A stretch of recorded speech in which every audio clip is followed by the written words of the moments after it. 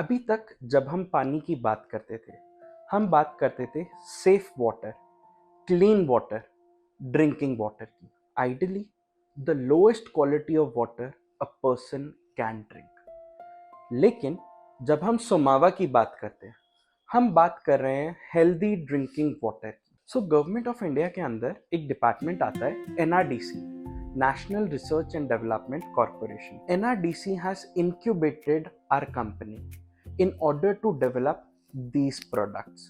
ये जो products है, these are categorized as alkaline water ionizer.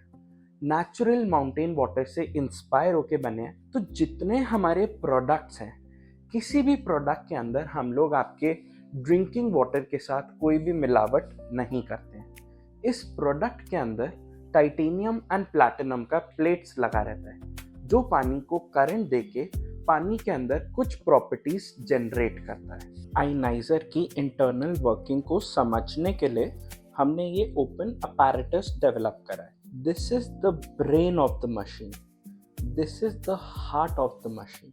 इस प्रोडक्ट के अंदर टाइटेनियम एंड प्लैटिनम का प्लेट्स लगा रहता है, जो पानी को करंट पास करता है।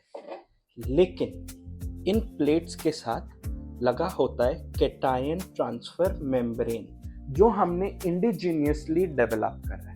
ये जो पेपर होता है, ये रिस्पॉन्सिबल होता है एसिड और अल्कलाइन को अलग अलग करने के लिए। थोड़ा सा हम लोग लेंगे टैप वाटर और वो हम डालेंगे कंटेनर के अंदर। देन हम डालेंगे इसके अंदर पीएच इंडिकेटिंग सॉल्यूशन। ये जो पीएच सॉल्यूशन है, इससे हम चेक करते हैं कोई भी चीज एसिडिक है, अल्कलाइन है या फिर न्यूट्रल है।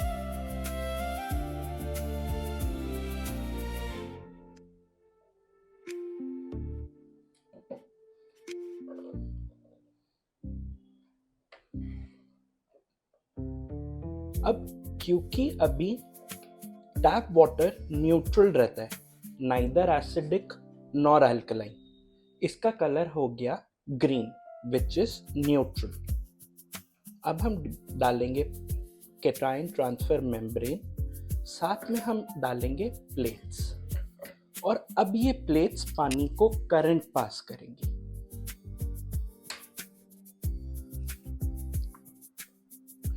अब ये प्लेट्स ने पानी को करंट पास करना स्टार्ट कर दिया, और जैसा आप नोटिस कर पा रहे हैं, एक तरफ अल्कलाइन आयंस जनरेट होना स्टार्ट हो रहे हैं और दूसरी तरफ एसिडिक आयंस जनरेट होना स्टार्ट हो रहे हैं। तो आप देख सकते हैं, एक तरफ पानी पर्पलिश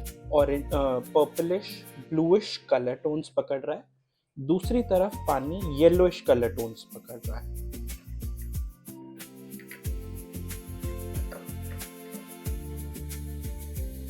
अब आप देख सकते हैं, एक तरफ तो पानी ने पर्पल टोन पकड़ लिया और दूसरी तरफ पानी ने येलोइश टोन पकड़ लिया।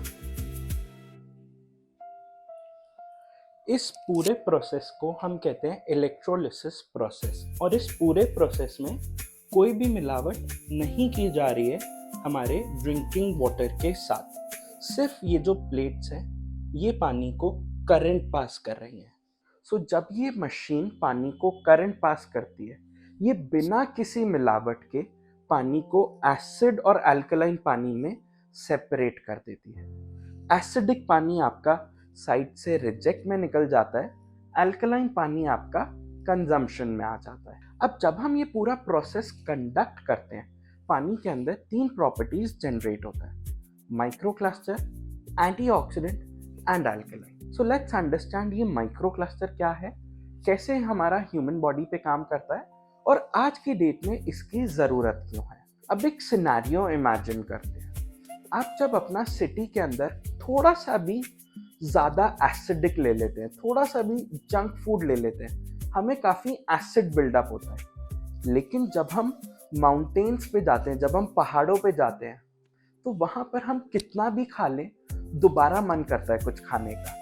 हमें दोबारा मन करता है कि हमें भूख लग रही है, हमें थोड़ा और खाना है। अब ये जो रीज़न है, ये इसके पीछे प्रॉपर्टी काम करती है माइक्रोक्लस्टर। जो बहते झरने का पानी है, कभी भी वो गहरा नहीं होता, कभी भी वो डीप नहीं होता, पृथ्वी से लग के बहता है, अर्थ के बहुत क्लोज कांटेक्ट में फ्लो करता है। तो जब वो पानी पृथ्वी से लग के बहता है, फ्रिक्शन की वजह से वो अर्थ के करंट से अलाइन हो जाता है, जिस वजह से उस टाइम पे वो पानी के अंदर हमें एक माइक्रो क्लस्टर प्रॉपर्टी देखने मिलती है। अब ये माइक्रो क्लस्टर प्रॉपर्टी हम डेमो में कैसे देखेंगे? इसके लिए मैं लूंगा ग्रीन टी एंड मैं लूंगा थोड़ा सा हल्दी। ये दो डेमोन्स्ट्रेशन से हम देखेंगे कि माइक्रो क्लस्टर प्रॉपर्टी हमारी न्यूट्रिएंट अब्सॉर्प्शन को कैसे मल्टीफोल्ड बढ़ा देता है।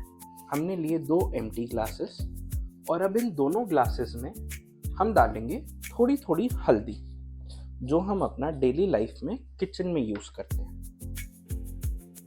हल्दी थोड़ा सा हम लेंगे हल्दी पाउडर एक ग्लास में, इसी तरह से थोड़ा सा हल्दी पाउडर लेंगे हम दूसरे ग्लास में। देन हम फर्क लेंगे पानी का।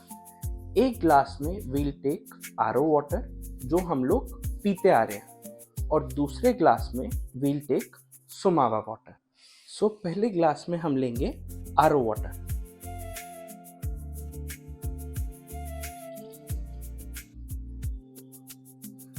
आज तक जब भी हम पानी और हल्दी को मिक्स करते हैं, हमेशा हमें यही कलर देखने को मिलता है। दूसरे ग्लास में हम लेंगे pH 9.5 used for daily life cooking.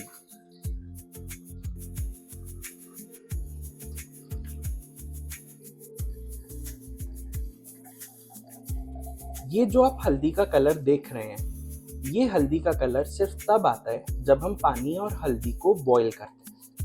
उससे पहले ऐसा कलर देखना बहुत डिफिकल्ट है या पॉसिबल ही नहीं है। अब ये जो दोनों ग्लासेस में फर्क आया, ये आया पानी के साइज की वजह से। जैसा आप नोटिस कर पा रहे हैं, यहाँ पे हल्दी नीचे सेटल होना स्टार्ट हो गया और पानी ऊपर ट्रांसपेरेंट होना स्टार्ट हो गया।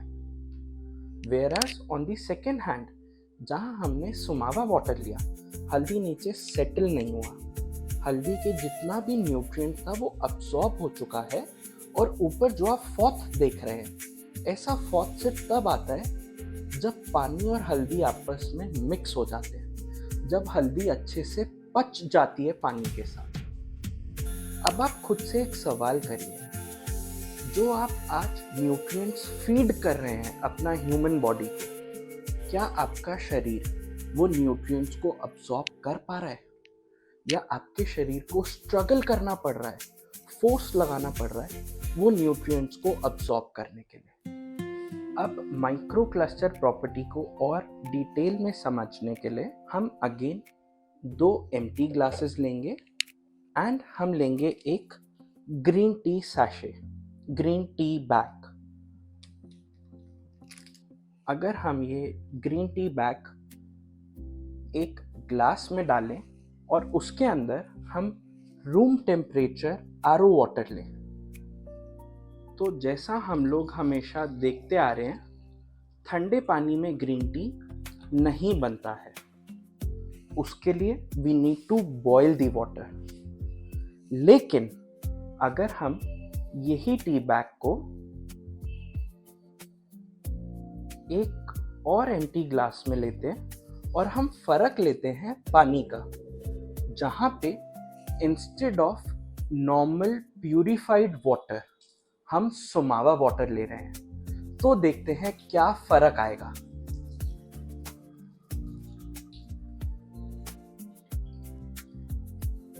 जो हम हमेशा से देखते आ रहे हैं, ठंडे पानी में ग्रीन टी नहीं बन पाती है। सुमावा वाटर का न्यूट्रिएंट अब्सॉर्प्शन इतना ज़्यादा स्ट्रॉन्ग है कि आप ठंडे पानी में ग्रीन टी एक्सपीरियंस कर सकते हैं।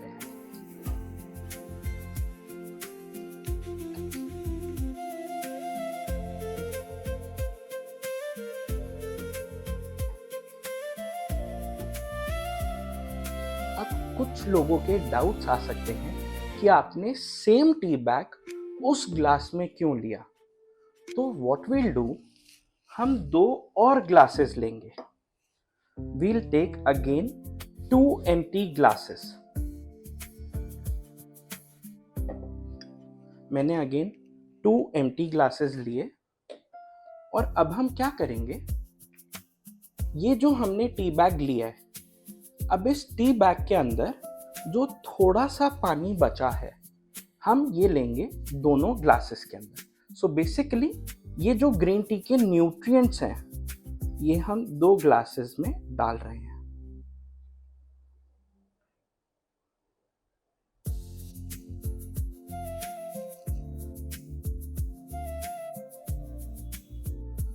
थोड़ा सा ग्रीन टी न्यूट्रिएंट्स लिए मैंने एक ग्लास में, थोड़ा सा ग्रीन टी न्यूट्रिएंट्स लिए मैंने दूसरे ग्लास में, और अब हम फर्क लेंगे पानी का। आप देख पा रहे हैं दोनों ग्लासेस में ग्रीन टी न्यूट्रिएंट्स हैं। एक ग्लास में again we'll take normal purified RO water.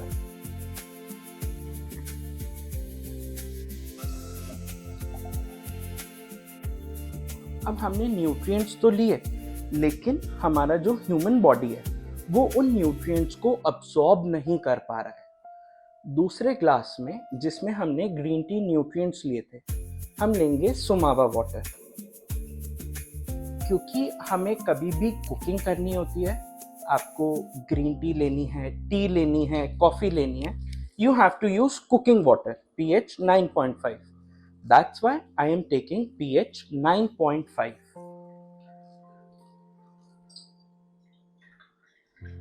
क्या आप कुछ फर्क देख पा रहे हैं दोनों ग्लासेस में? यहाँ पे सुमावा वाटर ने न्यूट्रिएंट्स अब्सॉर्ब कर लिए ग्रीन टी के, जो नॉर्मल पानी नहीं कर पा रहा था वो सुमावा वाटर ने कर दिखाया। सो अभी जो हमने देखा ये था न्यूट्रिएंट अब्सॉर्प्शन पावर, कि जो हम खा रहे हैं अगर ये खाना हमारे ह्यूमन बॉडी को अब्सॉर्ब नहीं हो पा रहा, that food is not bio available, जिस वजह से malnutrition, nutrient deficiency, mineral deficiency एक बहुत कॉमन लाइफस्टाइल इशू है। लेकिन न्यूट्रिएंट्स अब्सॉर्ब करने से हमारे प्रॉब्लम्स रिजॉल्व नहीं होने वाले हैं। हमारे प्रॉब्लम्स को रिजॉल्व करने के लिए जितना इम्पोर्टेंट न्यूट्रिएंट अब्सॉर्प्शन है उतना ही इम्पोर्टेंट जो हम toxins, oxidants and acids intake कर रहे हैं उन सबको रिमूव करना है। अगर हम बात करें आज से 15 साल, 20 साल पहले, तो क्या रोड पे इतनी कार्स होती थी? क्या पानी इतना पॉल्यूटेड होता था? क्या हवा इतनी कंटामिनेटेड होती थी? क्या खाने में इतनी अडल्ट्रेशन होती थी?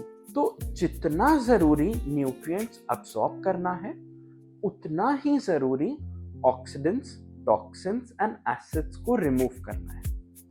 सुमावा works on both the things. ये आपका न्यूट्रिएंट्स को अब्सॉर्ब भी करवाता है और जो न्यूट्रिएंट्स के साथ हम toxins, acids and oxidants intake कर रहे हैं ये उसको डिटॉक्सिफाई भी करता है। अब हम बढ़ेंगे अपनी दूसरी प्रॉपर्टी की तरफ, विच इज एंटीऑक्सीडेंट प्रॉपर्टी। इस प्रॉपर्टी को एक्सप्लेन करने के लिए हम कुछ डिमॉन्स्ट्रेशंस देखेंगे जिससे हमें ये भी समझ आएगा antioxidant, ORP and hydrogen are all very similar, very similar. अब हम 2 ग्लासेस के अंदर लेंगे थोड़ा बीटाडिन सॉल्यूशन। कभी भी हमें चोट लगे सबसे पहले हम इसी से साफ करते हैं कि कोई भी बैक्टीरिया, फंगस, इन्फेक्शन हो ये उसको किल कर दें, वहाँ पे सेप्टिक ना हो, इसीलिए इसका नाम पड़ गया एंटीसेप्टिक।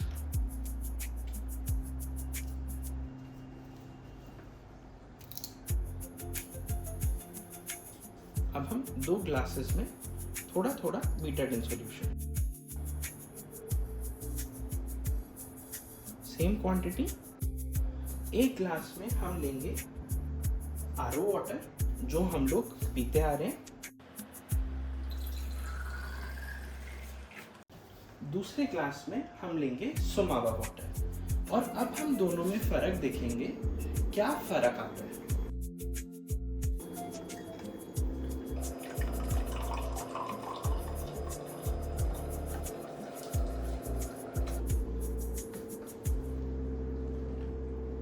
जितना भी वो ऑक्सीडेंट्स एंड टॉक्सिन्स था जो नॉर्मल पानी नहीं उसको रिमूव कर पाता, सुमावा वाटर ने उसको क्लियर कर दिया, उसको न्यूट्रलाइज कर दिया।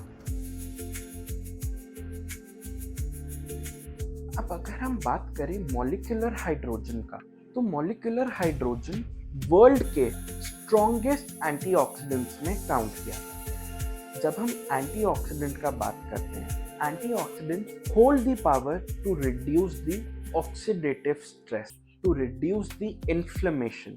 इसके लिए हमने अक्सर सुना है न्यूट्रिशनिस्ट एंड डाइटिशियंस हमें एंटीऑक्सीडेंट रिच डाइट रिकमेंड करते हैं, like avocados, blueberries and a lot of exotic fruits। अगर हम मॉलिक्यूलर हाइड्रोजन का बात करें, ये एक तो बहुत ज़्यादा स्ट्रॉन्ग एंटीऑक्सीडेंट है, प्लस इसके साथ साथ molecular hydrogen is a selective antioxidant, because ये पानी के अंदर एक गैसियस फॉर्म में रहता है। जितना हमारा ह्यूमन बॉडी को मॉलिक्यूलर हाइड्रोजन ज़रूरी रहता है, हमारा ह्यूमन बॉडी उसको अब्सॉर्ब करता है, एंड जितना एडिशनल हाइड्रोजन होता है वो हमारी स्किन से इवेपोरेट कर जाता है। सो मॉलिक्यूलर हाइड्रोजन इसका कभी भी ओवरडोज नहीं हो सकता। अब हम चेक करेंगे पानी का मॉलिक्यूलर हाइड्रोजन लेवल। उसके लिए हम यूज करेंगे हाइड्रोजन मीटर। हाइड्रोजन जब हम चेक करते हैं तो हम पार्ट्स पर बिलियन एंड पार्ट्स पर मिलियन के अंदर चेक करते हैं, जिसके यूनिट आ जाते हैं ppb एंड ppm। तो हम एक ग्लास के अंदर लेंगे आरओ वाटर और उसके अंदर हम चेक करेंगे क्या नॉर्मल प्यूरिफाइड आरओ वाटर के अंदर कोई हाइड्रोजन कंटेंट होता है या नहीं होता है। तो उसके लिए हमारा ड्रिल बहुत सिंपल है। एक ग्लास में हमने थोड़ा नॉर्मल आरओ वाटर लिया और उसके अंदर हमने हाइड्रोजन मीटर डिप करा। अब यहाँ पे आपको जो रीडिंग दिख रही है दैट इज 0, मतलब इस पानी के अंदर H2O के अलावा हाइड्रोजन नहीं है। अब हम यही सेम चीज चेक करेंगे सुमावा वाटर के साथ, जहाँ पे हम लेंगे डेली ड्रिंकिंग वाटर। हम लोग जो आपको रीडिंग्स चेक करवा रहे हैं, डेली ड्रिंकिंग 8.5 pH के ऊपर रीडिंग चेक करवा रहे हैं।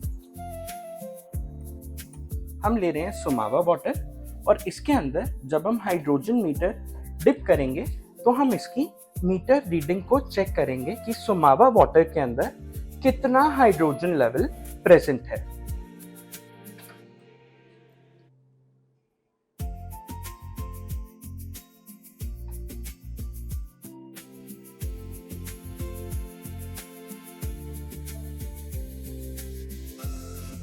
यहाँ पे आपको मिलता है 1450 ppb of hydrogen, approximately 1500 ppb hydrogen in Sumava daily drinking water pH 8.5। So ये जो ORP होता है ये होता है सेल्फ हीलिंग पावर। सबसे पहले ORP का कॉन्सेप्ट आया था लेक्स एंड पॉन्ड्स के लिए। अगर कभी कोई लेक कंटामिनेट हो जाती है, कोई पॉन्ड कंटामिनेट हो जाता है, तो वो कितना जल्दी विदाउट एनी एक्सटर्नल फैक्टर खुद को रीहील कर सकता है, अपना डिफॉल्ट सेटिंग पे कितना जल्दी रीसेट कर सकता है। ORP ह्यूमन बॉडीज पे भी काम करती है। जितना हमारा ORP नेगेटिव होगा, बिकॉज ये हीलिंग प्रोसेस है, ऑक्सीडेंट रिडक्शन पोटेंशियल, तो जितना ऑक्सीडेंट्स रिड्यूस हो पाएगा उतना ORP नेगेटिव में होगा। So negative ORP is a good thing, positive ORP is a bad thing. जितना ज़्यादा नेगेटिव ORP होगा उतना जल्दी हम एंटी एज कर पाएंगे, उतना जल्दी हम प्रिवेंट कर पाएंगे, उतना जल्दी हम क्योर कर पाएंगे। अब हम चेक करेंगे पानी का ORP, ऑक्सीडेटिव रिडक्शन पोटेंशियल, और इसके लिए we'll be using ORP meter, very similar to hydrogen meter. एक ग्लास में हम ले लेंगे आरओ वाटर और इसमें हम चेक करेंगे ORP वैल्यू क्या आ रही है। यहाँ पे ORP वैल्यू पॉजिटिव में आ रही है, मतलब जो नॉर्मल आरओ वाटर है ये आपको एंटीऑक्सीडेंट्स नहीं दे रहा है, ये आपका बॉडी को हार्म कर रहा है, ये आपका बॉडी में ऑक्सीडेंट्स बढ़ा रहा है। अब हम दूसरे ग्लास में लेंगे सुमावा वाटर।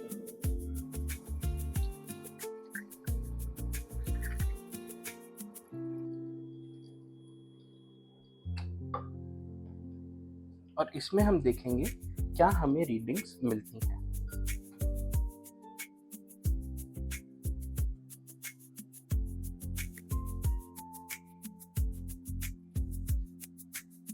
अब अगर हम बात करें अल्कलाइन वाटर का, ये इतना ब्रॉड टॉपिक है कि अपने घरों में एक आइटम होती है मीठा सोडा, बेकिंग सोडा। अगर हम इसको पानी के अंदर मिला के एक इसका सॉल्यूशन बना लें, that is also alkaline in nature. और अगर हम नेचुरल माउंटेन वाटर का बात करें, so that is also alkaline in nature. Now one thing is very sure कि हम बेकिंग सोडा का सॉल्यूशन बना के ये नहीं कह सकते हैं हमने अपने घर में माउंटेन वाटर रिक्रिएट करना, बिकॉज दोनों में बहुत difference.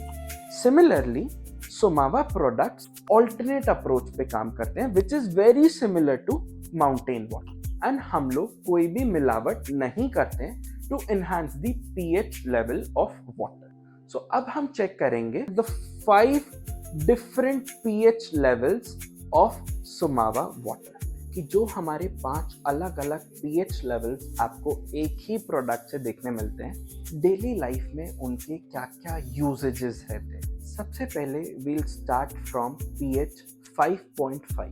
5.5 pH beauty cosmetic water भी कहा जाता है। जो हमारी स्किन का टॉप मोस्ट लेयर है उसका पीएच होता है 5.5, जिस वजह से बहुत सारे ब्यूटी एंड कॉस्मेटिक ब्रांड्स ने अपनी मार्केटिंग एंड ब्रांडिंग के अंदर पीएच 5.5 मेंशन करना स्टार्ट करा है। सो जब हम पीएच 5.5 यूज करना स्टार्ट करते हैं, so let's say for our face cleaning, bleach, facial de tan, 3 चीज़ों के लिए बहुत अच्छा सप्लीमेंट काम करता है। अब अगर हम बात करें पीएच 10.5, मार्केट से हम कोई भी फ्रूट्स, वेजिटेबल्स, पल्सेस लेकर आते हैं। जब हम इन आइटम्स को डिप करके रखते हैं पीएच 10.5 में फॉर अप्रॉक्सीमेटली 10 to 15 मिनट्स, ये उसको 90-95% तक केमिकल फ्री कर देता है। इस डेमो के लिए हम लेंगे चेरी टमेटोज, और ये चेरी टमेटोज को हम 2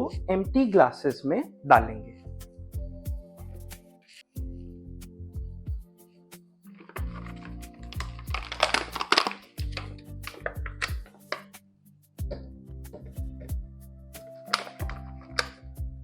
अब ड्रिल हमारा सिंपल रहेगा। एक ग्लास में we'll take normal purified water,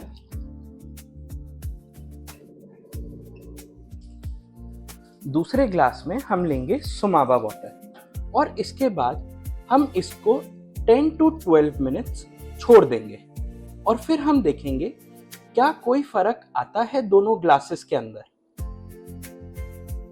अब हम वेट करेंगे अगले 10 से 12 मिनट और देखेंगे क्या दोनों में कोई फर्क आता है।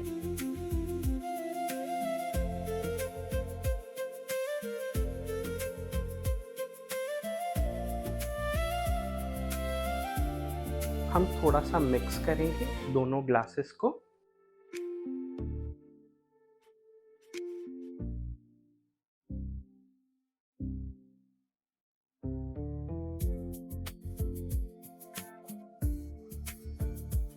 अब हम ये दोनों ग्लासेस से पानी लेंगे।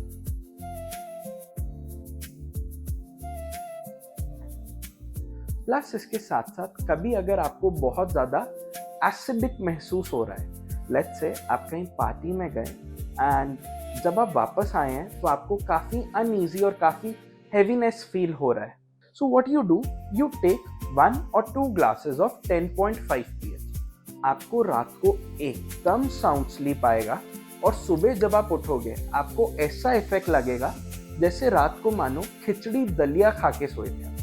You will feel so light. After this comes pH 9.5, which is used for cooking. जो भी हमारा डेली लाइफ कोर्स है, soup, stews, coffee, tea, or any and every daily life cooking, use pH 9.5 water. अब जैसे चाय है, आज सबका चाय का अपना अपना टेस्ट होता है, तो आज जो भी आपका चाय का टेस्ट है, फॉर एग्जाम्पल आज आप उसको अटेन करने के लिए 1 टीस्पून डालते हैं. When you will make that tea in 9.5 pH water, instead of 1 teaspoon you have to put only 3/4 teaspoon. इसके साथ साथ जो कॉफी लवर्स हैं, आपको कॉफी और ज्यादा लाइट महसूस होगी. अगर आपको कॉफी पीने के बाद एसिडिक महसूस होता है तो ये उसका एसिडिक कॉन्सेंट्रेशंस को कंट्रोल करेगा. अलोंग साइड विद दिस आपको इतना ज्यादा अरोमा आएगा as if you are sitting in some coffee house. After this comes pH 8.5, which is our daily drinking water. So जब हम pH 8.5 पीना स्टार्ट करते हैं, right from kids to whatever a person's age is, maybe 100 years also, he can endlessly drink pH 8.5 daily drinking water. ये आपका normal water को सीधा सीधा replace कर देता है. After this comes pH 7.5 neutral water. Neutral water primarily हम suggest करते हैं फॉर 2 पर्पसेस. अगर हमारे घर में कोई छोटे बच्चे हैं, let's say toddlers up to 4 to 5 years of age, उनको हम रिकमेंड करते हैं कि आप मेजॉरिटी में उनको न्यूट्रल वाटर दें. अगर कभी बच्चा 8.5 9.5 pH का पानी पी लेता है बाय मिस्टेक, कोई टेंशन लेने का बात नहीं है, कोई फर्क नहीं पड़ेगा. Majority में give your toddler 7.5 pH neutral water. Alongside with this, we recommend कि जब भी आप कोई मेडिसिन कंज्यूम कर रहे हैं, चाहे वो कोई जेनरिक मेडिसिन है, चाहे वो कोई और मेडिसिन है, we recommend that you take the medicine in 7.5 pH neutral water, because कुछ मेडिसिन इस तरह से डिजाइंड होती हैं कि वो एसिडिक या अल्कलाइन नेचर के अंदर रिएक्ट कर सकती हैं या अनरिएक्टिव हो सकती हैं. So that's why we recommend whatever medicine you are taking, take in 7.5 pH water.